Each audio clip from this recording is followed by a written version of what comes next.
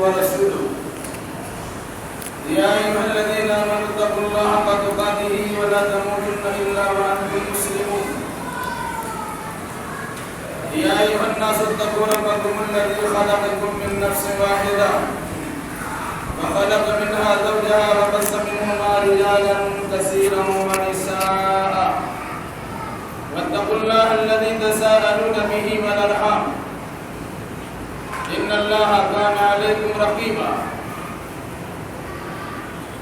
يا أيها الذين آمنوا اتقوا الله وقولوا قولا سديدا يصلح لكم أعمالكم ويغفر لكم ذنوبكم ومن يطع الله ورسوله فقد فاز فوزا عظيما أما بعد فإن خير الحديث كتاب الله وخير الهدي هدي محمد صلى الله عليه وسلم وشر الأمور محدثاتها وكل محدثة بدعة وكل بدعة ضلالة وكل ضلالة في النار. وقال النبي صلى الله عليه وسلم الإمام زامن والمؤذن مؤتمن اللهم ارشد الأئمة واغفر للمؤذنين. سبحانك لا علم لنا إلا ما علمتنا إنك أنت العليم الحكيم. رب اشرح لي صدري ويسر لي أمري واحلل عقدة من لساني يفقهوا قولي رب زدني علما.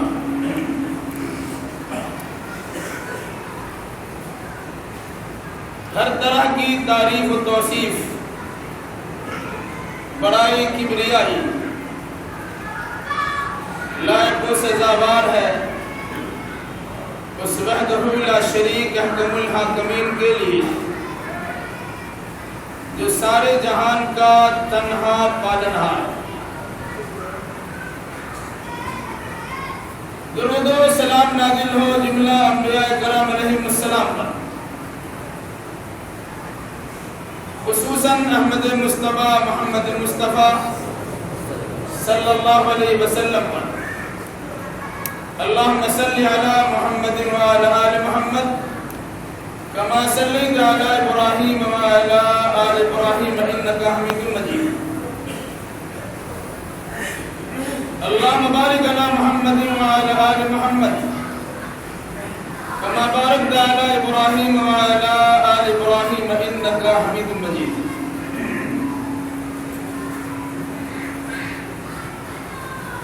بزرگوں، نوجوان ساتھیوں، پردہ نشین ماں اور بہنوں، خطبہ مسنونہ کے بعد رسول اکرم صلی اللہ علیہ وسلم کی ایک حدیث پڑھی گئی ہے. انشاءاللہ الرحمن اسی حدیث نبوی کے روشنی میں مزید کچھ باتیں آپ کے سامنے رکھی جائیں گی. اللہ ہمیں صحیح کہنے، صحیح سننے، صحیح سمجھنے اور صحیح باتوں پر عمل کرنے کی توفیق مرحمت فرمائے.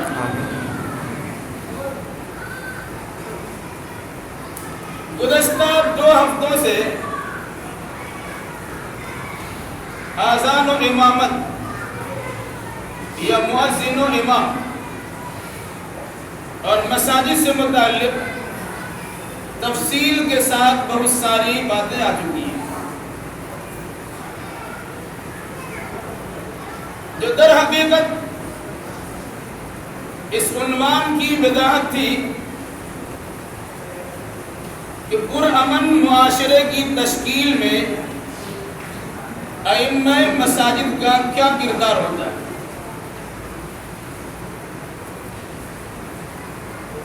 ہر انسان امن کی تلاش و جستجو میں،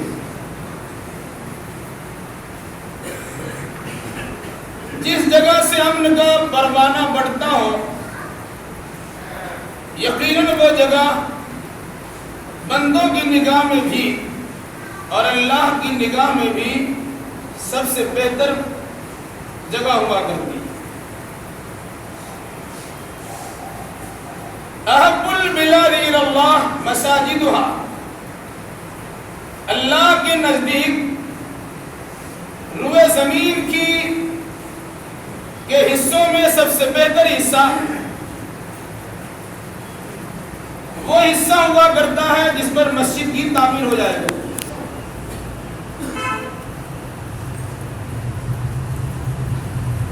یہ بات بھی مسلم ہے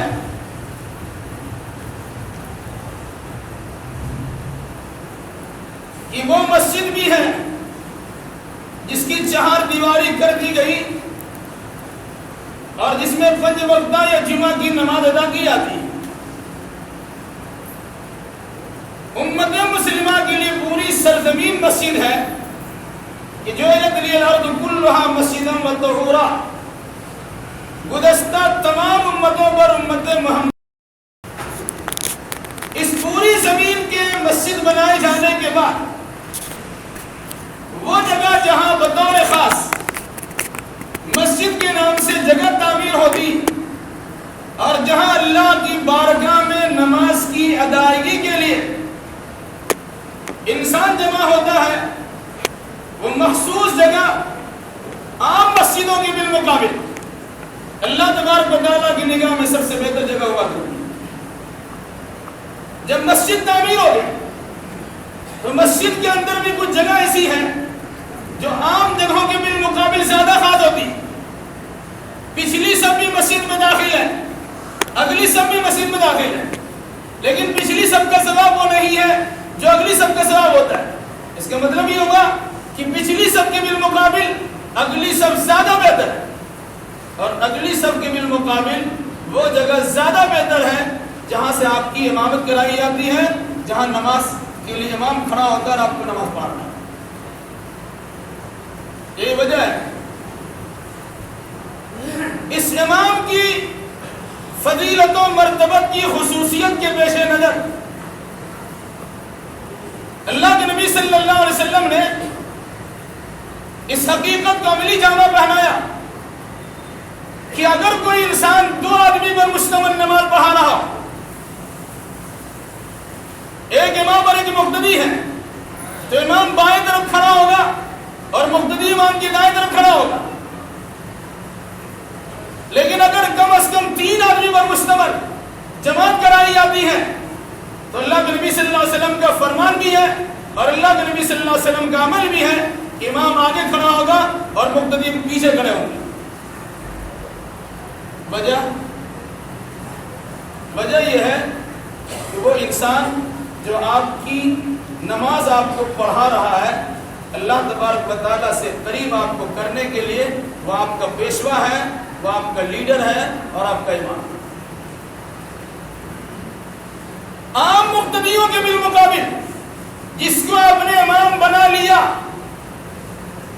ہو سکتا ہے تقویٰ و طہارت میں آپ سے کم ہوگا، ہو سکتا ہے کہ عمر میں بھی آپ سے کم ہوگا، ہو سکتا ہے کہ خوبصورتی بھی آپ سے کم ہوگا، ہو سکتا ہے کہ مال و دولت کے اعتبار سے بھی کم ہوگا، ہو سکتا ہے جاہ حشم کے اعتبار سے بھی کم ہوگا، ہو سکتا ہے کسی مرتبہ مقام کے لحاظ سے کم ہوگا، لیکن جس کو آپ نے امام متعین کر دیا ہے آپ کو ماننا پڑے گا کہ آپ سے زیادہ بہتر ہے۔ جب تک نہیں مانیں گے آپ کی نماز ہی نہیں ہوگی۔ مطلب جس کو آپ نے متعین کیا امام، جب تک وہ امام ہے وہ آپ سے بہتر ہے، وہ چاہے اندرونی اعتبار سے آپ سے خراب کیوں نہ ہو، لیکن اندر جھانکنے کی کسی کو اجازت نہیں۔ یہ الگ سی بات امام کی اپنی ذمہ داری ہے کہ اگر انہیں امام بنایا گیا انہیں کس طرح رہنا چاہیے، ان کا کیا مسئلہ ہے، لیکن آپ نے جس کو امام بنایا ہے اب آپ کی ذمہ داری بنتی۔ امام جب مان لیا تو جو الامام لیتم بہ، امام اسی لیے بنایا تھا کہ ان کی اقتداء کیجیے، ان کی اتباع کیجیے، ان کے نقش قدم پر چلیے، ان کے طریقے کے مطابق عمل کیجیے، ان کا کہاں مانیے، ان سے آگے بڑھنے کی کوشش نہ کیجیے۔ اگر آگے بڑھیں گے تو گدھے کا سر بن سکتا آپ کا، اس کی وجہ گزشتہ آپ بتا چکی ہے۔ وجہ کہ اللہ کے نبی صلی اللہ علیہ وسلم نے فرمایا جو الامام لیتم بہ، امام اسی لیے متعین کیا جاتا ہے کہ ان کی اقتداء کی جائے۔ اب اگر آپ نے امام متعین کر دیا، وہ نماز پڑھاتا ہے، آپ اس کے بالمقابل منمانی کر دیں، وہ آپ نے اس کی امام نہیں مانا، آپ کی نماز ختم، چاہے جتنا خلوص کے ساتھ نماز پڑھی ہے۔ اگر کسی انسان کو امام بنا دیا گیا، اگر وہ صحیح نماز پڑھاتا ہے تب اس کی بھی نماز ہوتی ہے اور مقتدی کی بھی نماز ہوتی ہے، لیکن آپ نے اگر کسی کو امام بنا دیا اور وہ غلط نماز پڑھاتا ہے، بے وضو نماز پڑھا دیتا ہے، تقوی شعاری کے خلاف نماز پڑھا دیتا ہے، تو مقتدی کی نماز میں کسی قسم کی خرابی نہیں ہوگی، نماز پڑھانے کا وبال امام کے سر جائے گا۔ ایک الگ مسئلہ ہے، اسی لیے کہا گیا کہ جس کو امام متعین کر دیا گیا آپ اس سے آگے کسی کام کو نہیں کر سکتے۔ امام اللہ پر کہے گا تبھی اللہ پر کہہ سکتے۔ امام حالت قیام میں ہے، آپ کو قیام ہی میں آنا پڑے گا، آپ رکوع میں نہیں آ سکتے۔ امام اگر رکوع میں چلا گیا تو رکوع سے پہلے آپ سر نہیں اٹھا سکتے، امام کا انتظار کرنا پڑے گا۔ وہ کوئی بھی عمل آپ کا امام سے پہلے نہیں ہوگا تبھی آپ نے ان کو امام مانا ہے۔ اگر آگے کرتے ہیں تو اس کا مطلب ہوا کہ آپ خود اپنے آپ کو امام سمجھتے ہیں اور امام آپ کے غلام ہے۔ اور آگے بڑھیے، امامت کے دوران انسان ہے، بھول سے ہو سکتی ہے، امام بھی انسانی ہوتا ہے، فرشتہ نہیں، غلطی اس سے بھی ہو سکتی ہے۔ خود نماز کے دوران امام الانبیاء سے بھول ہوئی، محمد الرسول اللہ صلی اللہ علیہ وسلم سے بھول ہوئی، تو کہیں گے ان سے غلطی کیسے ہو سکتی ہے؟ یہ بتانا مقصد ہے کہ وہ اللہ ہے جس سے بھول نہیں ہوتی، یہ رسول اللہ سے بھول ہو سکتی ہے۔ کیوں؟ کہ وہ بھی انسان ہے۔ اللہ کے نبی صلی اللہ علیہ وسلم نے 4 رکعت کی نماز 2 رکعت پڑھا، 4 رکعت کی نماز 2 رکعت پڑھا۔ یہاں پر اس حدیث کو بتانے کا مقصد کیا ہے آپ غور کیجیے۔ اگر امام سے نماز کے درمیان بھول ہو رہی ہے اور آپ جان رہے کہ امام سے غلطی ہو رہی تو آپ کو امام کے متنبع کرنے کا پورا اختیار ہے۔ پیچھے اگر نماز پڑھتی تو تالی بجائے گی تاکہ تالی کی آواز سن کر امام سمجھ جائے کہ ہم سے بھول ہو رہی ہے۔ اگر عورتوں کا مسئلہ نہیں ہے، ساتھ میں صرف مرد ہی مرد ہے، مرد کو پتا چلتا ہے کہ نماز پڑھانے میں امام سے بھول ہو رہی ہے تو آپ کو کہنا پڑے گا سبحان اللہ۔ کہہ سکتے ہیں امام صاحب بھول ہوگی، زبان سے بول سکتے تھے نا امام صاحب غلطی ہو رہی ہے، نہیں۔ نماز پڑھانے کے درمیان مقتدیوں کا اختیار ہے کہ اگر امام سے بھول ہو جائے ان کو ٹوکا جائے، لیکن ٹوکنے کا سلیقہ سکھلائے گیا۔ اپنی جانب سے کسی قسم کی جملہ کہنے کے بجائے، امام کی تنزیہ بیان کرنے کے بجائے اللہ کی تسبیح بیان کرنے کا حکم دیا گیا۔ مقصد کیا ہے؟ سبحان اللہ، غلطی سے پاک اللہ ہے۔ اس جملہ کا مفہوم امام یہ سمجھے گا کہ ہم سے کہیں نہ کہیں بھول ہو رہی ہے۔ آپ کو کہنے کی ضرورت نہیں امام سے غلطی ہو رہی ہے، آپ کو رکوع کرنا چاہے سجدے میں چلے جائے، یہ بولنے کی یاد نہیں ہے۔ لیکن جہاں آپ نے سبحان اللہ کہا تو امام بیدار وقت ہوتا ہے، انہیں غلطی کیسی ہے، غلطی پر اس کی نگاہ فوراً جائے اور وہ سوچے کہ ہم سے بھول ہوئی ہے تو فوراً وہ اپنی غلطی کو سدھارنے کی کوشش کرے گا۔ تو امام کے بھول پر ٹوکنے کا اسلامی شریعت نے انداز یہ بتلایا ہے کہ آپ صرف اللہ کی پاکیزگی بیان کیجئے اور سبحان اللہ کیجئے۔ مطلب کیا ہوا؟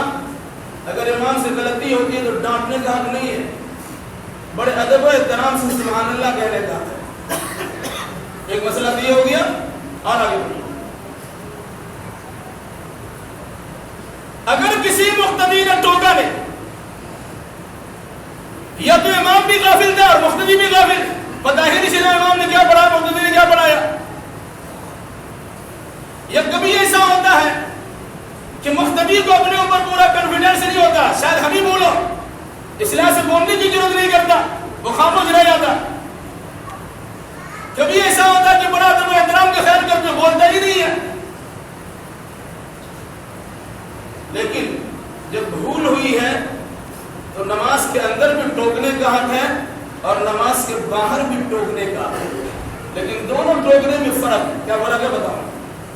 پہلے تو کہا گیا کہ آپ سبحان اللہ کہہ کے امام کو خبردار کر دیجیے، لیکن نماز کے دوران نہیں ٹوک سکے نماز کے بعد، تو اللہ کے نبی صلی اللہ علیہ وسلم نے جو عمل پیش کیا ہے اور آپ کے شاگردان نے، آپ کے مقتدیان نے، آپ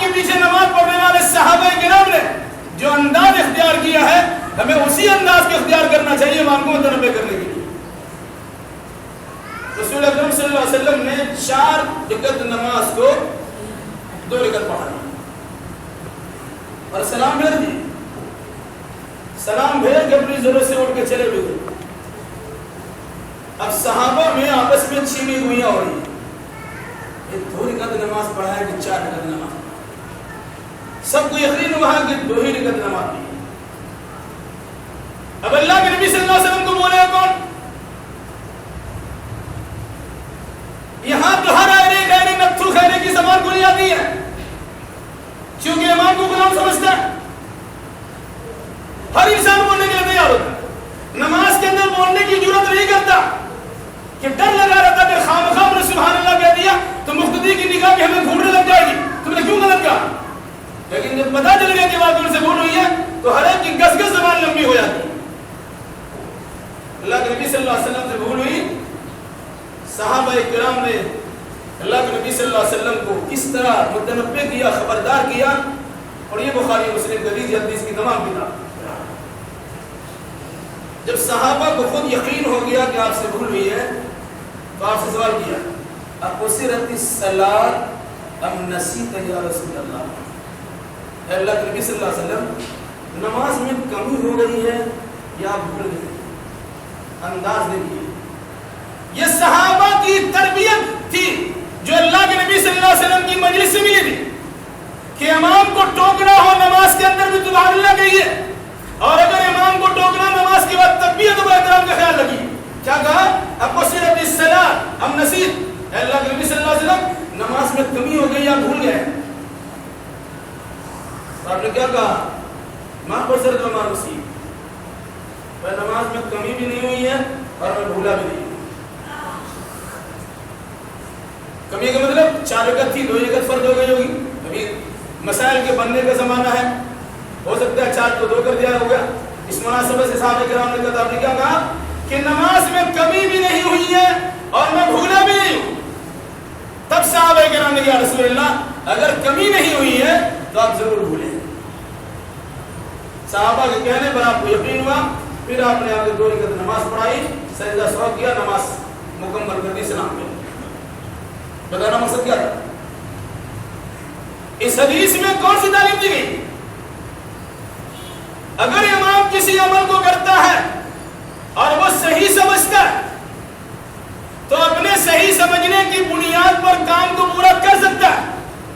لیکن اگر مجموعی طور سے دیگر بہت سارے افراد کے مشورے سے یہ بات طے پا جائے کہ امام سے غلطی ہوئی, بھول ہو گئی ہے, تو امام کو ان کی باتوں کا اقرار اور امام کو ان کی باتوں کا لحاظ کرتے ہوئے پھر اپنی نماز میں جو کمی تھی اسے پوری کرنے کی کوشش بھی کرنی چاہیے. یہ ہے امام. مطلب کیا ہوا؟ جس کو آپ نے لیڈر مانا, امام مانا, پیشوا مانا, خطبہ اور نمونہ مانا, اس کے سامنے آپ کی زبان بڑے ادب اور احترام سے کھلنی چاہیے. ایک مسئلہ یہ بھی آتا ہے کہ اگر امام نماز پڑھا رہا ہے, وہ کہ ان سے غلطی ہو گئی, مقتدی کی طرف سے سبحان اللہ ہو رہا ہے, لیکن امام کو یقین ہے کہ اپنی نماز صحیح پڑھائی, تو پھر مقتدی کی بات کا اعتبار بھی نہیں کرے تب بھی امام پر کسی قسم کا اثر نہیں پڑے. اللہ کہ پھر باتیں بتاتی ہے, نماز کے دوران یہ تو کر لیا, آپ نے سبحان اللہ کہا, لیکن ہم کو یقین ہے کہ میں نے پوری نماز پڑھائی ہے, تو آپ کی سبحان اللہ کہنے کا بھی اعتبار نہیں کریں گے, نماز پوری کر دیں گے. لیکن جب بعد میں پتا چلے کہ بہت سارے لوگوں نے کہا کہ بھول ہوئی ہے, پھر بھول کو مانتے ہوئے نماز کو مکمل کرنے کی کوشش کرنی. اس اندازہ کیا ملا؟ امام اور لیڈر اپنے فیصلے پر ثابت قدم رہ سکتا ہے جب تک کہ اسے پورے طور سے شرح صدر نہ حاصل ہو جائے کہ ان سے کسی قسم کی بھول نہیں. یہ ہے امامت جو مسجد میں سکھلائے. اگر کسی کو باہر برت لیں, محلے کا امام ہو,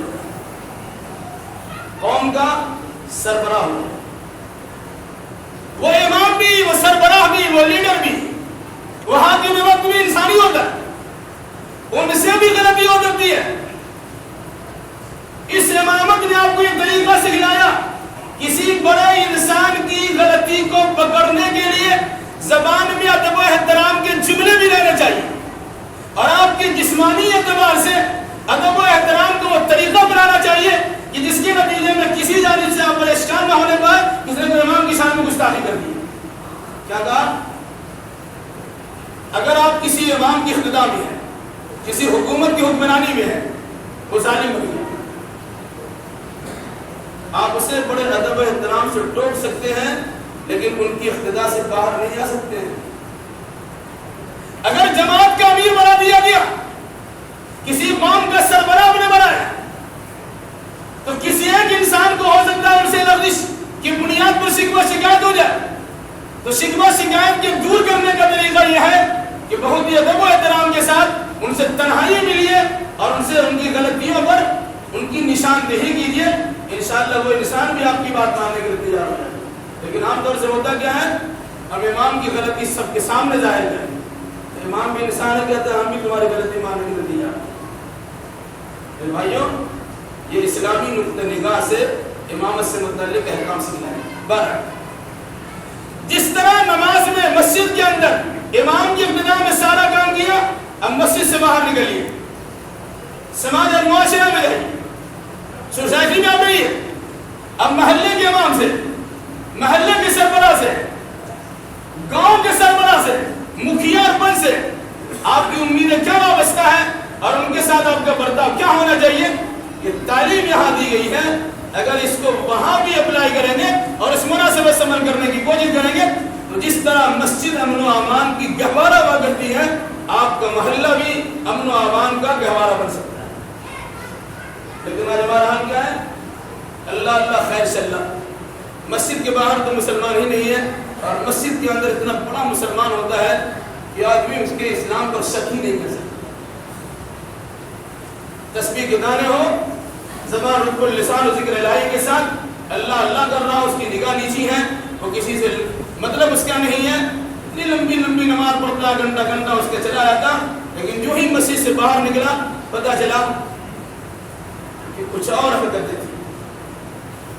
میرے بھائیوں، تو مسجد کے نظام کو اور مسجد کے معاملات کو مسجد کے باہر کی زندگی میں نافذ کیجئے، انشاءاللہ بہت سارے مسائل آپ کے لیے۔ رہا مسئلہ مسجد اور اس کی امامت کا، مسجد روئے زمین کی سب سے بہترین جگہ، امام کون ہوتا ہے؟ ایک مسئلہ جان لیجیے، لوگ حدیث کے 2-4 جملے پڑھتے ہیں اور اچھل کود کرنا شروع کرتے ہیں، 1-2 حدیث مطالعہ کر لیا، اس کی زمین پہ پاؤں نہیں رہتے، اس کے پاؤں عرش معلیٰ پہنچ جاتے۔ الحدیث میں کہا گیا امام تو وہ ہوگا جو سب سے زیادہ قرآن پڑھنے والا ہے۔ عام طور سے یہ حدیث بیان کی جاتی ہے، یہ 3 حدیث ہے۔ یہ اس وقت کی بات ہے جب کوئی متعینہ امام نہ ہو،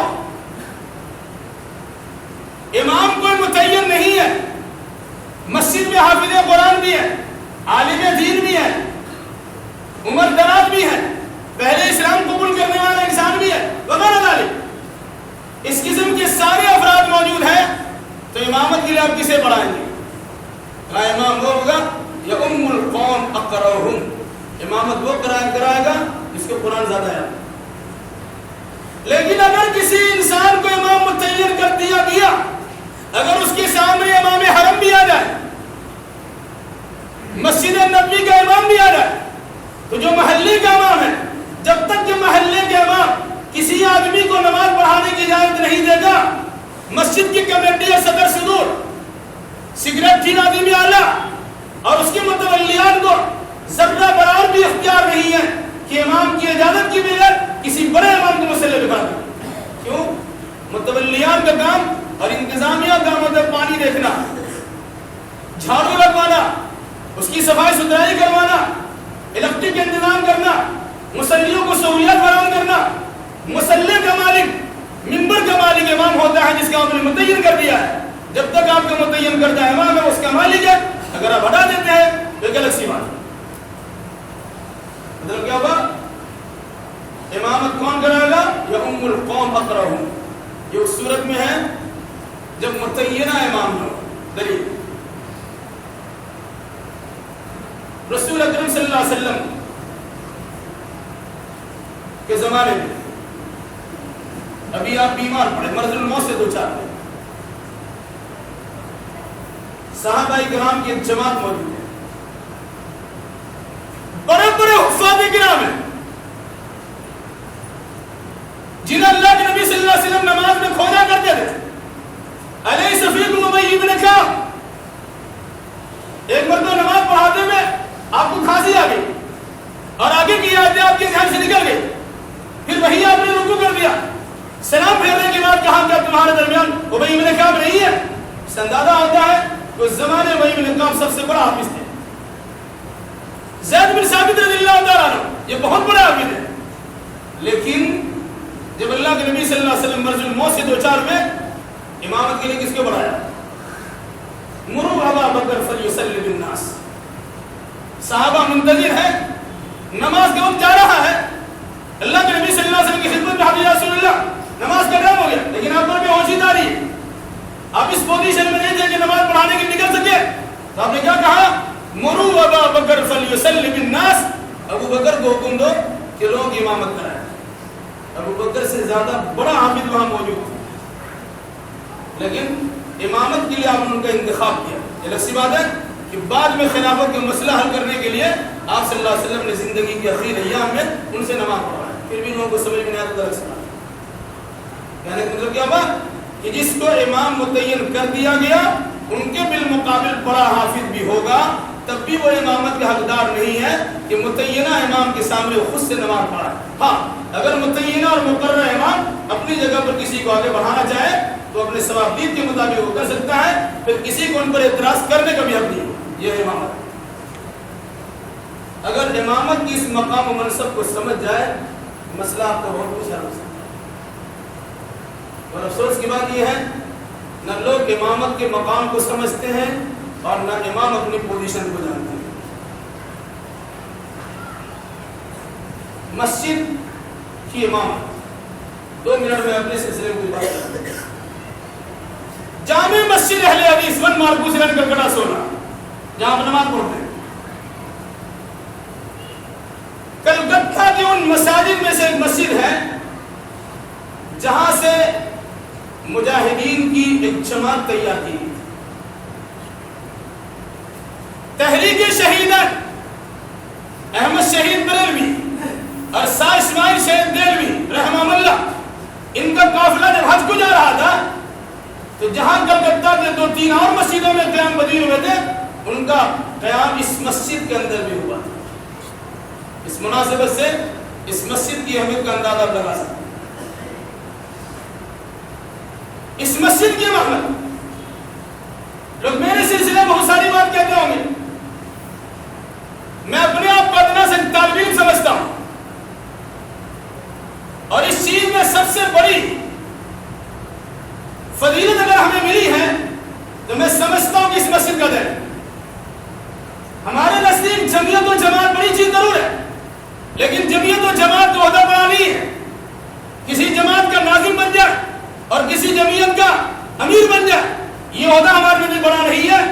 بڑا سب سے بڑا عہدہ تو یہ ہے کہ ایسی مسجد میں امامت ملی جس نے الحمدللہ اللہ کے فضل و کرم سے ہندوستانی ہے، بین ہندوستان کے اندر بھی ہمارا تعارف کرایا ہے. اس میں ہمارا کوئی دخل نہیں ہے سوائے اس مسجد کی. اس مناسبت سے میری دلی خواہش ہوتی ہے کہ میری زندگی جب تک رہے اللہ تعالیٰ خیر و خوبی کے ساتھ گزارے، یہ مسجد ایک مثالی اور معیاری مسجد بن جائے. اس مناسبت سے آپ کی خدمت میں بار بار سوال بھی ہوتا ہے کہ مسجد کی تعمیر میں حصہ لیجیے اور اسے بہتر سے بہتر بنانے کی کوشش کیجیے، تاکہ یہاں اگر سہولیات فراہم ہو جائے تو عوام و خواص یہاں پہنچیں گے اور ان کی صحیح دینی تربیت بھی کی جائے گی. الحمدللہ اپنے انداز میں یہ کام کیا جاتا ہے اللہ کے فضل و کرم سے. بتانا مقصد یہ تھا اس مسجد کی امامت کے نتیجے میں اللہ نے ہمیں بہت کچھ دیا. ہو سکتا ہے کہ ظاہری مالی اعتبار سے ہم کمزور ہو سکتا ہے، لیکن اللہ کے فضل و کرم سے علمی اعتبار سے کلکتہ شہر میں میں اپنے کہنے کے بجائے لوگوں کے کہنے کے مطابق مسائل میں مستقل رجوع کرتے ہیں. وہ صرف اس لیے نہیں کہ معلوم سربی ہوں، میں سمجھتا ہوں صرف اس لیے اس مسجد کی امامت نے مجھے اس مقام میں پہنچایا ہے. اس لیے میں اس مسجد کی امامت کا شکر گزار، اللہ تبارک و تعالیٰ کا شکر گزار، اس کی انتظامیہ کا شکر گزار اور آپ تمام مسلیان کا شکر گزار ہوں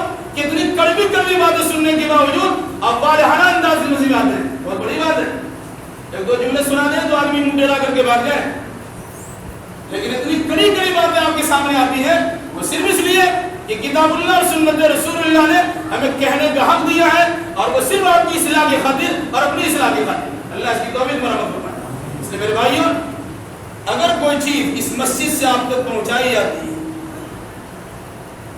یقیناً کتاب و سنت کے اگر خلاف ہو، آپ کو کھلی چھوٹ ہے، اب جب چاہے اور جہاں چاہے شرعی اصول کے مد نظر رکھتے ہوئے آپ مجھ سے مناقشہ کر سکتے ہیں، گفتگو کر سکتے ہیں، گفتگو شریعت کر سکتے ہیں، بات چیت کر سکتے ہیں، ہماری صحیح رہنمائی کر سکتے ہیں، میں اس کو قبول کرنے کے لیے 100 بار تیار ہوں۔ لیکن اگر کوئی بات کتاب و سنت کے مطابق آپ تک پہنچا دی جائے، وہ آپ کے خلاف ہو، شریعت کے خلاف نہ ہو، آپ کی من کے خلاف ہو، کتاب و سنت کے خلاف نہ ہو، آپ کی جماعت کے خلاف ہو، شریعت اسلامی کے خلاف نہ ہو، تو پھر کسی بھی صورت میں آپ کی پیشانی اور اس کی آبرو کو مد نظر رکھتے ہوئے میں مسئلے کو تبدیل کرنے کے لیے تیار نہیں ہوں گا۔ کتاب اللہ اور سنت رسول اللہ پہ سختی کے ساتھ کاربند رہوں گا۔ میرا اس کا تہیہ ہے، الحمدللہ میں اس چیز کو 27 سال سے برداشت کر رہا ہوں، یہ 27 سال سے اس کا میں نے تجربہ کیا ہے، اور اللہ کے فضل و کرم سے آپ تک یہ باتیں پہنچ رہی ہیں۔ اس لیے آپ کو کھلی چھوٹ ہے، اگر کوئی بات کتاب و سنت کے صریح خلاف ہو آپ مجھے ٹوک سکتے ہیں، اور اگر کوئی بات کتاب و سنت کی بالکل صحیح موافق ہے اور اگر آپ کے خلاف پڑ جائے تو آپ سے گزارش یہ ہے کہ آپ منافقانہ انداز میں اس کا کوئی دوسرا مطلب نہ نکالیں، بلکہ اپنی غلطیوں کو دور کرنے کی کوشش کریں۔ کون ایسا نہیں ہے کہ جس کے ساتھ کچھ لگتے نہ ہو؟ میں نہیں کہتا ہوں کہ میرے ساتھ نہیں ہے، اللہ کے نبی صلی اللہ علیہ وسلم امام الانبیاء، محبوب کبریا، شافع روضے جدا، ان کے پیچھے نماز پڑھنے والے بھی ان کے پیچھے لگ جاتے ہیں۔ وہی عبداللہ بن ابی بھی تھا جو ایک زمانے میں اللہ کے نبی صلی اللہ علیہ وسلم کا تعارف کراتا تھا، یہ نبی ہیں جن پر ہم نے ایمان لایا، یہ تعارفی کلمات کہتا تھا، لیکن مطلب نکالنے کے لیے کھڑا ہوتا تھا کہ ہم بھی نبی کے قریب ہیں، اور جہاں دیکھا کچھ لوگوں کے اندر کسی کی ذمہ پڑی ہے وہاں وہ انجیکشن لگانا شروع کرتا، زہر گھولنا شروع کرتا تھا، اور نبی کے خلاف اور صحابہ کے خلاف سازشیں کرنا شروع کرتا تھا۔ اور یہ قرآن مقدس سورہ منافقین اس کا پورا تفسیرہ وہی ہے، کہتے تھے لا تنفقوا علی من عند رسول اللہ حتی ينفضوا، یہ محمد رسول اللہ کے ساتھ جو غریب قسم کے لوگ ہیں ان کے ساتھ ان کے سامنے خرچ مت کرو، نہیں خرچ کرو گے بھاگ جائیں گے، جب بھاگ جائیں گے تو محمد تنہا رہ جائے گا۔ تو ایسے لوگوں کی کمی نہیں ہے، ہو سکتا ہے آپ کے ساتھ بھی چگلی چپٹی باتیں کرتے ہو سکتا ہے کہ بڑے اچھے انداز میں آپ سے ملتا بھی ہو، لیکن میری گزارش آپ سے ہے کہ اگر آپ کا امام کتاب و سنت کی روشنی میں صحیح رہنمائی کرتا ہے تو کسی بڑے کی بات نہ دیکھی جائے، نہ کسی چھوٹے کی بات دیکھی جائے، نہ رشتہ داری کو نبھانے کی کوشش کی جائے، نہ اپنی عصبیت اور ذاتی اغراض و مقاصد کے ان کی خلاف کرنے کی کوشش کی جائے، بلکہ کوشش یہ ہونی چاہیے کہ صحیح چیز اس میں ساتھ دیا جائے اور غلط خدا نہ خواستہ ہو تو اس کی اصلاح کی جائے۔ اللہ ہمیں اور آپ کو اور جملہ مسلمانوں کو کتاب و سنت کی روشنی میں مسجد اور امامت اور اذان اس سلسلے میں ان کی حقیقت کو سمجھنے اور اسی مناسبت سے عقیدہ و اعمال بجا لانے کی توفیق مرحمت فرمائے۔ الہی جو ہمیں بیمار ہونے شفا کاملہ اور عاجلہ عطا فرمائے، الہی جو مقروض ہے انہیں قرض ادا کرنے کی سہولیات فراہم، الہی جن جن لوگوں نے دعا کی درخواست کی ہے تو اپنے فضل و کرم سے ان تمام کے جائز مراد کو پوری فرما۔ الہی جو لوگ پریشان حال ہیں ان کی جملہ پریشانی کو دور فرما۔ الہی جب تک ہمیں زندہ رکھ کتاب اللہ اور سنت رسول اللہ پر عمل کر زندہ رکھ، اور جب ہمارا خاتمہ ہو انہیں دونوں کی ترویج اشاعت کرتے ہمارا خاتمہ ہو۔ اقول قولی ھذا واستغفر اللہ لی ولکم ولسائر المسلمین وآخر دعوانا الحمد للہ۔